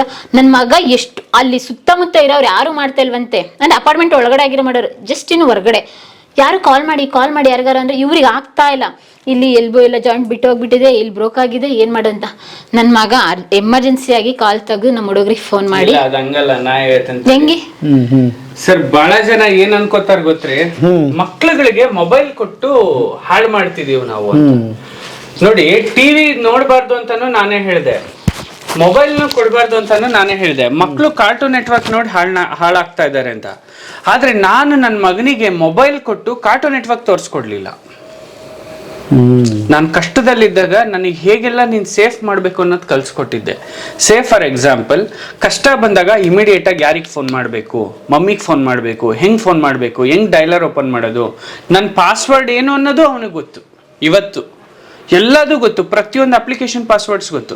ಸರ್ ಮುರಿದೋಯ್ತು, ಬಿದ್ದುಬಿಟ್ಟೆ ನಾನು, ಎದ್ದೆ. ನಿಮಗೆ ಗೊತ್ತಿರುತ್ತೆ, ಯೂಶುವಲಿ ಈ ವಿಡಿಯೋ ನೋಡೋರ್ಗೂ ಗೊತ್ತಾಗ್ತಾ ಇರುತ್ತೆ, ಯಾರಾದರೂ ಬಿದ್ದಿರೋರು ಆಕ್ಸಿಡೆಂಟಲ್ಲಿ ಸಿಚುವೇಶನ್ ಇದ್ದವ್ರಿಗೆ ಬಿದ್ದಿದ ತಕ್ಷಣ ನಮಗೆ ಜುಮ್ ಅನ್ನುತ್ತೆ ಬ್ರೈನು. ಯಾಕೆಂದರೆ ಫುಲ್ಲು ನರ್ವಸ್ ಆಗೋಗ್ಬಿಡ್ತೀವಿ, ವೈಬ್ರೇಷನ್ ಸ್ಟಾರ್ಟ್ ಆಗಿಬಿಡುತ್ತೆ. ನಾನು ಬಿದ್ದುಬಿಟ್ಟಿದ್ದೀನಿ, ಎದ್ದೊಳಕ್ಕಾಗ್ತಿಲ್ಲ, ಕೈ ಎದ್ದು ಹಿಂಗೆ ಕೊಡ್ಕೊಂಡು ಹಿಂಗೆ ಅಂತ ಇದ್ದೀನಿ, ಊದ್ಕೊಬಿಡ್ತು ಸಡನ್ ಆಗಿ ಇಷ್ಟಪ್ಪ. ಭೀಷ್ಮ ಹಳಕ್ಕೆ ಸ್ಟಾರ್ಟ್ ಮಾಡಿಬಿಟ್ಟ. ಭೀಷ್ಮ ಏನೂ ಆಗಿಲ್ಲ, ಇರು ಮಗ್ನೆ, ಚೆನ್ನಾಗಿದ್ದೀನಿ, ಅಳ್ಬೇಡ, 1 ನಿಮಿಷ ತಡಿಯಪ್ಪ ಅಂದರೆ ಡ್ಯಾಡಿ ಅಂತ ಅಳಿಯೋಕೆ ಸ್ಟಾರ್ಟ್ ಮಾಡ್ಕೊಬಿಟ್ಟ. ಭೀಷ್ಮ ನನ್ನ ಪ್ಯಾಂಟಿನ್ ಜೇಬಲ್ ಫೋನ್ ಇದೆ, ತೆಗೆದುಬಿಟ್ಟು ಫೋನ್ ಮಾಡಿ ಇಮಿಡಿಯೇಟು ಹುಡುಗರಿಗೆ ಅಂದೆ. ಇವಳು ಇರಲಿಲ್ವಲ್ಲ, ನಮ್ಮ ಹುಡುಗರು ಇದ್ರು 1-3 ಜನ ವಿಡಿಯೋ ಎಡಿಟಿಂಗ್ ಮಾಡೋದು. ನಾನು ಕನ್ನಡ ಪಾಡ್ಕ್ಯಾಸ್ಟ್ ಸ್ಟಾರ್ಟ್ ಆಗಿತ್ತು ಆ ಟೈಮ್ಗೆ, ಸಕ್ಸಸ್ಫುಲ್ ರನ್ನಿಂಗ್ ಅವಾಗ Kannada podcast, back to back editing, back to back shoots. Phone ತೊಗೊಂಡು ನಾನು ಭೀಷ್ಮ ಇಷ್ಟೇ ಮಾಡಿದೆ ಸರ್. ಫೋನ್ ತೊಗೊಂಡ, ನಾನು ಅಲ್ಲಿ ಆಪೋಸಿಟ್ ನಿಂತಿರೋನು ಗುದ್ಸಿರೋನು ಗಾಡಿ ನಿಲ್ಲಿಸ್ದ, ಡ್ರಿಂಕ್ ಆ್ಯಂಡ್ ಡ್ರೈವ್. ಅವನು ಹಾಗೆ ಹಿಂಗೆ ಮೇಲೆ ಕೆಳಗೆ ಏನೇನೋ ಮಾತಾಡ್ತಾವ್ನು. ನಾನು ಒಂದೇ ಒಂದು ಮಾತಾಡಲಿಲ್ಲ. ಭೀಷ್ಮಂಗೆ ಹೇಳಿದೆ, ಭೀಷ್ಮ ಹುಡುಗರಿಗೆ ಫೋನ್ ಮಾಡು, ಬರೋಕ್ಕೆ ಹೇಳು ಫಸ್ಟು ಅಂತಂದ್ಬಿಟ್ಟು. ಅವ್ನು ಫೋನ್ ಮಾಡಿ, ಯತೀಶ್ ಅಂತ ನಮ್ಮ ಹತ್ರ ಅವಾಗ ಒಂದು ಹುಡುಗ ಇದ್ದ, ಅಣ್ಣ ಡ್ಯಾಡಿ ಬಿದ್ದಿದ್ದಾರೆ ಬರ್ಬೇಕಂತೆ ಹಣ ಅಂತ ಅಂದ್ಬಿಟ್ಟು ಟಕ್ಕನ್ನಾಗಿ ಹಿಂಗೆ ಕಾಲ್ ಮಾಡಿ. ಸರ್ ನೀವು ಎಕ್ಸ್ಪೆಕ್ಟ್ ಮಾಡಲ್ಲ ಸರ್. ಈಗ ಭೀಷ್ಮನಿಗೆ 6 years, ನಾನು ಆಕ್ಸಿಡೆಂಟ್ ಆದಾಗ ಆಲ್ಮೋಸ್ಟ್ ಇನ್ನು 5.5 ಅನ್ಸ್ಕೊತೀನಿ. ಇನ್ನು 5 ತಿಂಗಳು ಹಿಂದೆಗಡೆ ಒಬ್ಬ 5 ವರ್ಷದ ಮಗುಗೆ ತನ್ನ ತಂದೆಗೆ ಆಕ್ಸಿಡೆಂಟ್ ಆಗಿದೆ, ಹೆಲ್ಪಿಗೆ ಫೋನ್ ಮಾಡಬೇಕು ಅಂತ ಹೆಂಗೆ ಅನಿಸುತ್ತೆ ಸರ್? ನಾನು ಯತೀಶಂಗೆ ಫೋನ್ ಮಾಡು ಅಂತ ಹೇಳಿ I was unconscious, full total unconscious. ಯಾಕೆಂದ್ರೆ ಕಟ್ಟಾಗೋಯ್ತಲ್ಲ, ಹ್ಯಾಂಡು ಬ್ರೇಕ್ ಆಯ್ತಲ್ಲ, ಫುಲ್ ಅನ್ಕಾನ್ಷಿಯಸ್ ಆಗೋಗ್ಬಿಟ್ಟೆ ನಾನು. ಸರ್ ನನ್ನ ಮಗನೇ ಪಕ್ಕದಲ್ಲಿ ನಿಂತ್ಕೊಂಡು ಪೊಲೀಸ್ನವ್ರಿಗೆ ಫೋನ್ ಮಾಡಿ, ಆಂಬುಲೆನ್ಸಿಗೆ ಫೋನ್ ಮಾಡಿ, ನೀವು ನಂಬಲ್ಲ ಸರ್, ಆಡಿಯೋ ರೆಕಾರ್ಡ್ ಇಟ್ಟಿದ್ದೀನಿ ನಾನು. 100ಗೆ ಫೋನ್ ಮಾಡಿ ನನ್ನ ಮಗ ಹೇಳ್ತಾನೆ, ನಮ್ಮ ಡ್ಯಾಡಿ ಆಕ್ಸಿಡೆಂಟ್ ಆಗಿ ಬಿದ್ದಿದ್ದಾರೆ, ಬೇಗ ಪೊಲೀಸ್ ಅವ್ರು ಕಳಿಸಿ ಅಂತ. ನಾನು ಹಾಸ್ಪಿಟಲಲ್ಲಿ ಎಮರ್ಜೆನ್ಸಿಯಲ್ಲಿ ಆಡಿಯೋ ಕೇಳಬೇಕಾದ್ರೆ ನನಗೆ ಒಂದು 9-10 ಗಂಟೆ ನೈಟು, ಆಕ್ಸಿಡೆಂಟ್ ಆಗಿದ್ದ ದಿನನೇ ಎಮರ್ಜೆನ್ಸಿ ವಾರ್ಡಲ್ಲಿದ್ದೆ. ಆಡಿಯೋ ಕೇಳ್ಬೇಕಾದ್ರೆ ನನಗೆ ಅನ್ನಿಸ್ತು, ನಾನು ನನ್ನ ಮಗನ ಇವತ್ತು ಅನಿಸ್ತಾ ಇದೆ ನಾನು ಸರಿಯಾಗಿ ಬೆಳೆಸಿದ್ದೀನಿ ಅಂತ. 5 ವರ್ಷದ ಮಗ ಮಾತಾಡುತ್ತಲ್ಲ ಸರ್, ಖುಷಿಯಾಗೋಯ್ತು. ಅವತ್ತು ನನ್ಗನ್ನಿಸ್ತು, ನಾನು ನನ್ನ ಮಗನ್ನ ಇನ್ನು ಮುಂದೆ ಹೆಂಗೆ ಬೆಳೆಸ್ಬೇಕು ಅಂತ ಯೋಚನೆ ಮಾಡಿದೆ. ಅದಕ್ಕೆ ನಾನು ಅವನಿಗೆ ಪ್ರತಿ ಫೆಸಿಲಿಟಿ ಕೊಡೋಕ್ಕೆ ಸ್ಟಾರ್ಟ್ ಮಾಡಿದೆ ಸರ್, ಅಷ್ಟೇ. ಅಂದ್ರೆ ಈ ಘಟನೆ ಸನ್ನಿವೇಶ ಯಾಕೆ ಹೇಳಿಸ್ತಂದ್ರೆ ಆ ಟೈಮಿಗೆ ಕರೆಕ್ಟಾಗಿ ನಮಗೆ ಹಣ ಇಲ್ದಂಗೆ ಆಯ್ತಲ್ಲ ಸರ್, ಆಗ ನಾವು ಕಮರ್ಷಿಯಲ್ಸ್ ವಿಡಿಯೋಸ್ ಸ್ಟಾರ್ಟ್ ಮಾಡಕ್ ಶುರು ಮಾಡ್ಕೊಂಡು ಯಾರು ದುಡ್ಡು ಕೊಟ್ಟರು ಇಸ್ಕೊಳ್ತಾ ಇರ್ನಿಲ್ವಲ್ಲ ನಾನು, ಅವಾಗ ಯಾರನ್ನ ಕೇಳಿ 3 ಲಕ್ಷ ಯಾರನ್ನ ಕೇಳ್ಬೇಕು ಸರ್? 3 ಲಕ್ಷ ಇದ್ದವ್ರು ಎಲ್ಲಿ ಇಟ್ಕೊಂಡಿರ್ತಾರೆ, ಯಾವ್ದೋ ಒಂದಕ್ಕೆ ಇನ್ವೆಸ್ಟ್ ಮಾಡಿರ್ತಾರೆ. ಮತ್ತೆ ನನಗೆ ಅಷ್ಟು ದೊಡ್ಡ ಸರ್ ಇರುತ್ತೆ, ಎಲ್ಲರ ಹತ್ರ 3 ಲಕ್ಷ ಇಲ್ದಂಗೇನಿರಲ್ಲ, ಅದಕ್ಕೆ ಕೊಡ್ಬೇಕು ಅನ್ನೋ ಮನ್ಸು ಯಾರಿಗೂ ಇರಲ್ಲ. ಆಯ್ತಾ, ಇರುತ್ತೆ 3 ಲಕ್ಷ ಇರ್ದಂಗೇನಿಲ್ಲ. ಆಮೇಲೆ ಇನ್ನೊಂದು ಏನ್ ಅನ್ಸ್ತು ನಮಗೆ ಅಂತಂದ್ರೆ, ಆ ಸಿಚುವೇಶನ್ ಅಲ್ಲಿ ಫೀಲ್ ಆಗಿದ್ದು, ನಾವು ಒಂದು 10 ಜನಕ್ಕೆ ಟ್ರೈ ಮಾಡಿದಾದ್ಮೇಲೆ 11ನೇ ವ್ಯಕ್ತಿ ಅಷ್ಟೇನಾ ಸರ್, ನಾನು ಕಳಿಸಿ ಸರ್ ನಿಮ್ಮ ಹುಡುಗನ ನಾನು ಕೊಟ್ಟು ಕಳಿಸ್ತೀನಿ ಅಂದ್ರು. ಆ 10 ಜನರು ಹೇಳಿದ್ರಲ್ಲ, ಆ 10 ಜನರಿಗೆ ನಾವು ಬಿಸ್ನೆಸ್ ಚೆನ್ನಾಗಿ ಮಾಡ್ಕೊಟ್ಟಿದ್ವಿ ಸರ್. 10 ಜನರನ್ನು ಬೆಳೆಸಿದ್ದೆ ನಾನು. ಅಂದ್ರೆ ಸಾಲ ಕೊಡಿ ಅಂತ ಕೇಳಿದ್ದು ಏನು? ಅವ್ರೇನು ಫ್ರೀ ಆಗೇನಲ್ಲ ಸರ್, ನಾವು ಅವ್ರಿಗೆ ಫ್ರೀಯಾಗಿ ಸರ್ವಿಸ್ ಕೊಟ್ಟಿದ್ದೀನಿ, ಆದ್ರೆ ನನಗೆ ಹಣ ಫ್ರೀಯಾಗಿ ಕೇಳಿರ್ಲಿಲ್ಲ. ನಾನು ಅವತ್ತು ನಾನು ಡಿಸೈಡ್ ಮಾಡಿದೆ ಸರ್, ಸಮಾಜಕ್ಕೆ ನಾನು ಏನು ಫ್ರೀಯಾಗಿ ಕೊಡಬೇಕೋ ಅದನ್ನ ಮಾತ್ರ ಕೊಡಬೇಕು, ಸಮಾಜಕ್ಕೆ ನಾನು ಏನು ಬಿಸ್ನೆಸ್ ದೃಷ್ಟಿಯಿಂದ ಮಾಡಬೇಕು ಆ ಸಮಾಜದಲ್ಲಿ ನಾನು ಬಿಸ್ನೆಸ್ ಮಾಡಬೇಕು. ಯೂಟ್ಯೂಬರ್ ಆದವನಿಗೆ ಸೊಸೈಟಿಗೆ ಒಳ್ಳೆ ಮೆಸೇಜ್ ಕೊಡೋದು ಗೊತ್ತಿರಬೇಕು, ಅದೇ ಸೊಸೈಟಿಯಲ್ಲಿ ಬಿಸ್ನೆಸ್ ಮಾಡೋದು ಗೊತ್ತಿರಬೇಕು. ಆಗಷ್ಟೇ ಒಬ್ಬ ಸಕ್ಸಸ್ಫುಲ್ ಯೂಟ್ಯೂಬರ್ ಆಗ್ತಾನೆ ಅನ್ನೋದನ್ನ ನಾನು ಪ್ರಾಕ್ಟಿಕಲಿ ರಿಯಲೈಸ್ ಮಾಡ್ಕೊಂಡೆ ಸರ್.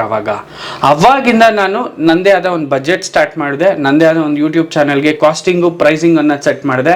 ಅವತ್ತಿಂದ ನೋಡಿ ಸರ್, ನಾನು ಅವತ್ತು ಕಲ್ತಿದ್ದ ಪಾಠ ಇವತ್ತೊಂದು ಲೆವೆಲ್ಗೆ ತಂದು ಕೂತ್ಕೊಂಡು ಅವತ್ತಿಂದ ಇಷ್ಟು ದಿನ ಎಲ್ಲ ಫ್ರೀಯಾಗೆಲ್ಲ ವಿಡಿಯೋ ಮಾಡ್ತಾ ಇದ್ದು, ಎಲ್ಲ ಕೊಟ್ಟರು ಇಸ್ಕೊಳ್ತಾ ಇರ್ಲಿಲ್ಲ. ಇದಾದ್ಮೇಲೆ ಆಮೇಲೆ ನಾವೇ ಕೇಳಕ್ ಸ್ಟಾರ್ಟ್ ಮಾಡಿದ್ವಿ, ಕಮರ್ಷಿಯಲ್ ಕೊಡಿ ಅಂತ ಹೇಳಿದಾಗ ಅವ್ರಾಗೆ ಕಾಲ್ ಮಾಡಿದ್ರೆ ಆಯ್ತು ಕೊಡಿ ಅಂತ ಹೇಳಿದಾರೆ, ಕೊಟ್ಟಿದ್ದಾರೆ ಸರ್, ಇಲ್ಲ ಅಂತ ಹೇಳಿನಲ್ಲ. ಅವ್ರಿಗೆ ಎಷ್ಟು ಅನುಕೂಲ ಆಗುತ್ತೆ ಅಷ್ಟು ಕೊಟ್ಟಿದ್ದಾರೆ.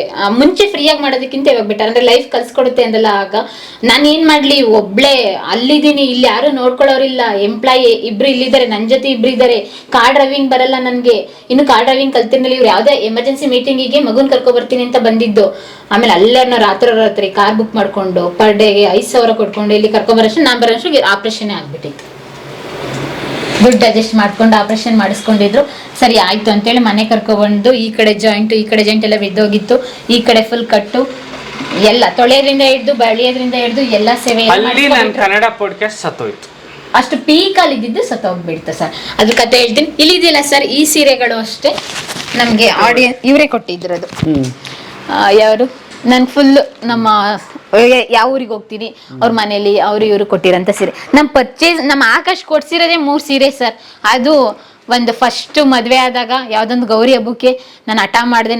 ನಮ್ಮ ಕ್ಲಾಸಲ್ಲಿ ಅಂತೀನಿ, ನಮ್ಮ ಕೊಲಿಗೆಲ್ಲ ಹಾಕೊಂಬರ್ತಾರೆ ಸೀರೆ ಕೊಡಿಸಿ, ನನ್ನ ಸೀರೆ ಇಲ್ಲ ಅಂತ ಹೇಳಿದಾಗ 1,500 ಕೊಟ್ಟಿದ್ದೆ. 1,500ಕ್ಕೆ 1 ಸೀರೆ ತಗೋ ಅಂತ. 1,500ಕ್ಕೆ 1 ಸೀರೆ ತಗೊಳ್ಳೋದು, 1,500ಕ್ಕೆ 3 ಸೀರೆ ತಗೊಳ್ಳೋಣ, ಚಿಕ್ಕಪೇಟೆಗೆ ಹೋಗೋಣ ಅಂತೇಳಿ 3 ಸೀರೆ ತಗೊಬಂದಿದ್ದೆ ನಾನು. 3 ಸೀರೆ ಇದ್ದ ಅದ್ಬಿಟ್ರೆ ನನ್ನ ಸೀರೆ ಇರಲಿಲ್ಲ. ಹಂಗಾಗಿ ಇವೆಲ್ಲ ಅವರೇ, ನಾನು ಎಲ್ಲಿ ಹೋಗ್ತೀನಿ ಎಲ್ಲಿ ಬರ್ತೀನಿ ಅವರೆಲ್ಲ ಆಡಿಯನ್ಸ್ ಕೊಟ್ಟು. ಇವಾಗ ರೀಸೆಂಟಾಗಿ ನಾನು ಇತ್ತೀಚೆಗೆ ಟ್ರಾವೆಲಿಂಗ್ ಮಾಡಿದ್ದು ಸೀರೆಗಳು ತೋರಿಸಿ ಅವರೆಲ್ಲ ಕೊಟ್ಟಿರೋವಿಲ್ಲಿದ್ದಾವೆ. ಅದು ಓಪನ್ನೇ ಮಾಡಿಲ್ಲ ಸರ್.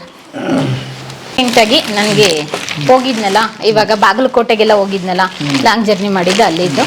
ಅಲ್ಲಿ ಇವ್ರ ಮನೆಗಳಿಗೆ ಹೋದಾಗ ಕರೆದು ಕೊಟ್ಟಿದ್ದೆ. ನಾನು ಯೂಶಲಿ ಯಾರ ಮನೆಗೂ ಹೋಗಲ್ಲ, ಬಟ್ ಹೋದಾಗ ಅರಿಶಿನ ಕುಂಕುಮಕ್ಕೆ ಅಂತ ಹೇಳ್ಬಿಟ್ಟು ಕೊಟ್ಟಿರೋ ಸೀರೆಗಳು ಸರ್. ಇವೆಲ್ಲ ಹಾಕೊಂಡು ನನಗೆ ಒಂದು ಫೋಟೋ ಕಳಿಸ್ಬೇಕು ಮೇಡಮ್ ಅಂತೆಲ್ಲ ಹೇಳಿದ್ದಾರೆ, ಬಟ್ ಹಾಕಿಲ್ಲ, ಯಾವುದೂ ಹೊಲಿಸಿಲ್ಲ ಸರ್. ನಾನು ಅಷ್ಟೊಂದೆಲ್ಲ ಕೊಟ್ಟಿದ್ದಾರೆ. ತುಂಬ ಇಳ್ಕಲ್ ಸೀರೆಗಳು ಬಂದಿದೆ ನನಗೆ, ಅದು ಬೇರೆ ಕಡೆ ಇದೆ. ಇಷ್ಟೆಲ್ಲ ಇವಾಗ ರೀಸೆಂಟಾಗಿ ಕೊಟ್ಟಿದ್ದು ಸರ್ ನನಗೆ. ಒಂದು ಓಪನ್ ಮಾಡಿಲ್ಲ, ಇವತ್ತು ಓಪನ್ ಮಾಡ್ತಿದ್ದೀನಿ ನೋಡಿ. ಅದೇ ಕರ್ನಾಟಕ ಜನತೆ ಇಷ್ಟೆಲ್ಲ ಇಷ್ಟು ನೋಡಿ. ಏನಂದ್ರೆ ಅಮ್ಮ ಕೊಡಿಸಿದ್ದು 3 ಸೀರೆ, ಯಜಮಾನ್ರು ಕೊಡಿಸಿದ್ದು 3 ಸೀರೆ, ಬಟ್ ಡಿಜಿಟಲ್ ಮಾಧ್ಯಮದ ವೀಕ್ಷಕರು ಮತ್ತು ಪ್ರಭುಗಳು ಏನಿದ್ದಾರೆ ಅವ್ರು ಕೊಡ್ತಾ ಇರೋದು ಲೆಕ್ಕನೇ ಇಲ್ಲ ಸರ್, ಲೆಕ್ಕನೇ ಇಲ್ಲ. ಹಂಗಾಗಿ ನಿಮ್ಮ ಕೆಲಸ ನಿಮ್ಮ ಕೈ ಹಿಡಿತು, ಮತ್ತು ಶ್ರದ್ಧೆ, ಪ್ರಾಮಾಣಿಕತೆ, ಮತ್ತು ಅವ್ರಿಗೆ ಕೂಡ ಒಳ್ಳೇದಾಗಿ. ಅಂದ್ರೆ ನನ್ಗಿವಾಗ ನಾನು ಕಬೋರ್ಡಲ್ಲಿ ಅವಾಗ ಕಬೋರ್ಡ್ ಅನ್ನೋದೇ ಇಲ್ಲ, ಕುಕ್ಕೆಲ್ ಬಟ್ಟೆ ಇಟ್ಕೊಳ್ತಾ ಇದ್ದಿದ್ದು. ಇವಾಗ ಇಷ್ಟೊಂದೆಲ್ಲ ಬಟ್ಟೆಗಳಿದೆ. ಅವಾಗ ಬಟ್ಟೆ ಹಾಕೊಳ್ಳೋದಕ್ಕೆ ನಮ್ಮ ಹತ್ರ ತಗೊಳಕ್ಕೆ ದುಡ್ಡಿಲ್ಲ, ಬಟ್ಟೆನೂ ಹಾಕೊಂಡು ಬೆಳೆದವಳು ಅಲ್ಲ. ಇವಾಗ ಇಷ್ಟೊಂದು ಸೀರೆಗಳಿದೆಯಲ್ಲ, ಯಾವ್ದು ಹಾಕೊಳ್ಳಿ ಯಾವ್ದು ಬಿಡ್ಲಿ, ನನ್ನ ಕಣ್ಮುಂದೆ ಎಲ್ಲ ಆಪ್ಷನ್ಗಳೆಲ್ಲ ಇದೆ. ಓಕೆ ವೀಕ್ಷಕರೇ, ಸಕ್ಸಸ್ ಕತೆ ಯಾವಾಗಲೂ ಹೀಗೆ ಶುರುವಾಗುತ್ತೆ. ಭಾಳ ಕಷ್ಟದಿಂದ ಶುರುವಾಗುತ್ತೆ. ಒಂದನೇ ಮೆಟ್ಲು ಹತ್ತ ಇನ್ನೇನೇನೋ ಏರಿ ನಿಂತಿದೆ. ಡಿಜಿಟಲ್ ಮಾಧ್ಯಮ ಆಗಿ ಸುಮ್ಮನೆ ಬೆಳೆದಿಲ್ಲ. ಹಾಗಾಗಿ ಮುಂದಿನ ಎಪಿಸೋಡ್ಕ್ಕಿಂತ ಹೋಗೋಕ್ಕಿಂತ ಮುಂಚೆ ನಾವು ಒಂದನ್ನು ಮಾಡಬೇಕಾಗಿದೆ, ನಿಮ್ಮ ಕರ್ತವ್ಯ ಕೂಡ. ದಯವಿಟ್ಟು ಡಿಜಿಟಲ್ ಮಾಧ್ಯಮನ ನಿಮ್ಮ ಕೈಯಲ್ಲಿ ಫೋನ್ ಇದೆ, ಓಪನ್ ಮಾಡಿ ಸುಮ್ಮನೆ ನೋಡಬೇಡಿ, ದಯವಿಟ್ಟು ಸಬ್ಸ್ಕ್ರೈಬ್ ಮಾಡಿ. ಇನ್ನೇನು ಕೇಳೋದಿಲ್ಲ, ನಾವು ಯೂಟ್ಯೂಬರ್ಸ್ ಹತ್ರ ಯಾರ ಹತ್ರ ಏನು ಕೇಳೋದಿಲ್ಲ. ದಯವಿಟ್ಟು ಒಂದು ಸಬ್ಸ್ಕ್ರೈಬ್ ಮಾಡಿ. ಯಾಕೆ ಅಂತ ಹೇಳಿದರೆ ಈ ನೋಡಿದಿರಲ್ಲ, ಎಲ್ಲೋ ಮಲಗ್ತಾರೆ, ಎಲ್ಲೋ ಹೇಳ್ತಾರೆ, ಊಟ ಇದೆಯೋ ಇಲ್ವೋ ಗೊತ್ತಿಲ್ಲ, ನಿದ್ರೆ ಇದೆಯೋ ಇಲ್ವೋ ಗೊತ್ತಿಲ್ಲ. ನಿಮಗೋಸ್ಕರ ಒಂದಿಷ್ಟು ವಿಡಿಯೋಗಳನ್ನ ತೊಗೊಂಡು ಬಂದಿದ್ದಾರೆ. ಅದ್ರಾಗ ಈ ಇಬ್ಬರು ದಂಪತಿಗಳು ಸಾಹಸ ಕಥೆಗಳಂತೂ ಇನ್ನೂ ಮುಂದುವರಿಯುತ್ತೆ, ಕೇಳ್ತಾ ಹೋಗಿ. ಬಟ್ ದಯವಿಟ್ಟು ಬೆಂಬಲಿಸಿ. ಯಾಕೆ ಅಂತಂದರೆ ಇನ್ನೂ ಒಂದಿಷ್ಟು ಹೆಚ್ಚು ಉತ್ಸಾಹ ಬರುತ್ತೆ. ಯಾಕಂದರೆ ಎಲ್ಲದನ್ನು ದುಡ್ಡಿಗಾಗಿ ಮಾಡಲ್ಲ ಇವರು. ಎಲ್ಲ ವೀಡಿಯೋನು ಪ್ರಮೋಷನ್ಸ್ ವೀಡಿಯೋ ಆಗಿರಲ್ಲ. ಬಟ್ ಒಂದಿಷ್ಟು ಖರ್ಚಿಗೆ ಬೇಕು, ಒಂದಿಷ್ಟು ಇದಕ್ಕೆ ಬೇಕು. ಅದಕ್ಕೆ ನೀವು ಮಾಡ್ತೀರಿ, ನಾವು ಮಾಡ್ತೀವಿ, ಎಲ್ಲರೂ ಮಾಡ್ತೀವಿ, ಮಾಡಲ್ಲ ಅಂತ ಏನಿಲ್ಲ. ಬಟ್ ಒಂದಿಷ್ಟನ್ನ ಮಾಡೋದಕ್ಕೆ ಬೇಕಲ್ಲ ಶಕ್ತಿ. ನಮಗೆ ಫ್ರೀ ವಿಡಿಯೋಗಳು ಮಾಡೋದಕ್ಕೆ ಶಕ್ತಿ ಬೇಕಲ್ಲ, ಎಲ್ಲಿಂದ ಬರುತ್ತೆ? ಅದರ ಇಂಧನ ಆಗಿರ್ಬೋದು, ಉಳ್ಕೊಳ್ಳೋದಾಗಿರ್ಬೋದು. ಈಗ ನೀವೇ ಹೇಳಿದ್ರಿ 7-8 ತಿಂಗಳೆಲ್ಲ ಮಾಡಿದ್ದಿದೆ, ಅವೆಲ್ಲ ದುಡ್ಡಿಗಾಗಿ ಮಾಡಿದ್ದಲ್ಲ. ಹೌದು. ಹಾಗಾಗಿ ಒಳ್ಳೆ ಕಂಟೆಂಟ್ ಬರಬೇಕು, ನಮ್ಮ ಕನ್ನಡದ ಸಂಸ್ಕೃತಿ ಉಳಿಬೇಕು, ಆಸ್ತಿಗಳು ಉಳಿಬೇಕು, ಮುಂದಿನ ಪೀಳಿಗೆಗೆ ದಾಟಿಸ್ಬೇಕಲ್ಲ. ಅದನ್ನು ದಾಟಿಸೋದು ಹೇಗೆ? ಮಾಧ್ಯಮ ಯಾವುದು? ಮುಂದಿನ ಪೀಳಿಗೆಗೆ ಸಂಗ್ರಹ ಯೋಗ್ಯ ಎಪಿಸೋಡ್ಗಳನ್ನ ಮಾಡ್ತಾ ಇದ್ದಾರೆ. ಹಾಗಾಗಿ ಈ ದಂಪತಿಗಳನ್ನ ಬೆಂಬಲಿಸಿ, ದಯವಿಟ್ಟು ಶೇರ್ ಮಾಡಿ. ಇವ್ರ ವಿಡಿಯೋಗಳು ಏನು ಬರುತ್ತೆ ಎಲ್ಲರಿಗೆ ಶೇರ್ ಮಾಡಿ, ಸಬ್ಸ್ಕ್ರೈಬ್ ಮಾಡಿ, ಆಮೇಲೆ ಒಳ್ಳೆ ಕಮೆಂಟ್ ಮಾಡಿ. ಮುಂದಕ್ಕೆಲ್ಲ ಮಾತಾಡ್ತೀವಿ. ಮುಂದಿನ ಎಪಿಸೋಡ್ ಭಾಳ ಚೆನ್ನಾಗಿರುತ್ತೆ. ಆಮೇಲೆ ಡಿಜಿಟಲ್ ಮಾಧ್ಯಮ ಹೇಗೆ ಯೂಟ್ಯೂಬರ್ಸ್ ಮಾತ್ರ 100% ಮಿಸ್ ಮಾಡದೆ ನೋಡಬೇಕು. ಹೇಗೆ ಒಂದು ಯೂಟ್ಯೂಬ್ ರೆಡಿಯಾಗಿ ಹೇಗೆ ಶುರುವಾಗುತ್ತೆ, ಅದರ ಜರ್ನಿ ಹೇಗೆ ಮುಂದುವರಿಯುತ್ತೆ, ಅವನ್ನೆಲ್ಲವನ್ನು ಮುಂದಿನ ಎಪಿಸೋಡ್ಗಳನ್ನ ತೊಗೊಂಡು ಬರ್ತೀವಿ. ಅಲ್ಲಿ ಅವರಿಗೆ ಕಾಯ್ತಾ ಇರಿ. ನಮಸ್ತೆ.